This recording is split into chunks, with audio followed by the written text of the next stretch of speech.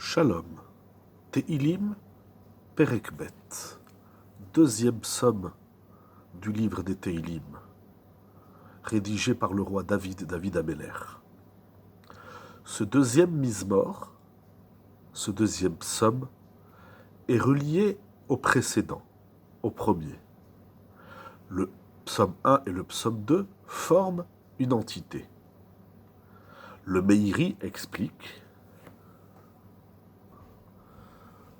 Il y en a qui expliquent que dans le premier chapitre, David Ameler, il a vanté la sagesse, s'investir dans la chorma, dans la Torah, comme il a dit notamment Torato Yegeyom Malayla. Dans le premier chapitre, il a également cité le grand salaire à celui qui s'adonne à l'étude de la Torah. Dans ce deuxième psaume, David Ameler vient s'étonner pourquoi les hommes ne s'investissent pas dans la Torah, ils s'investissent plutôt dans les affaires de ce monde, puisque la chorma est une grande ma'ala et elle fait bénéficier à l'homme un grand salaire. Alors pourquoi l'homme ne s'adonne pas à la Torah?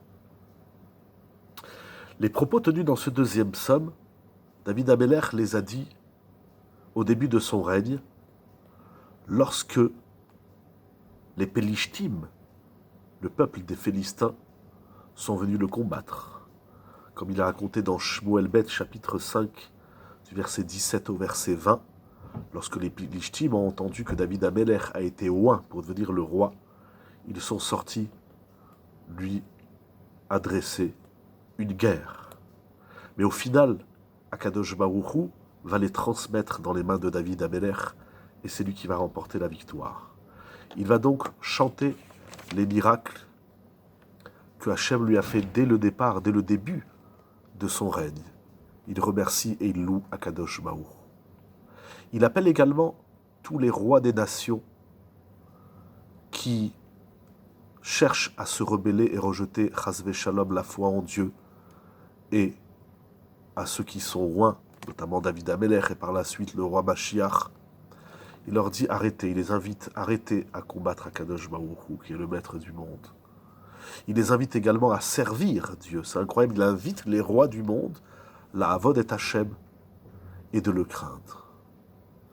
De certains, Rashi, voir l'Agma dans Brachot Zaïd Amoudbet, Tet Amoudbet, Rashi et le Rid, certains expliquent que ce Mizmor est dit sur le roi Mashiach et sur les nations qui vont essayer de le combattre.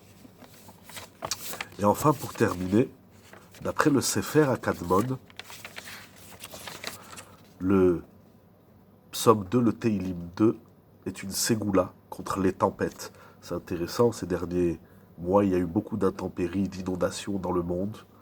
Et d'après le Sefer Akadmon, lorsqu'il y a des tempêtes, il est bon de lire le deuxième psaume des Tehilim. Que des bonnes nouvelles pour nous et pour tout Israël. Pour la gloire d'Akadosh Baruch.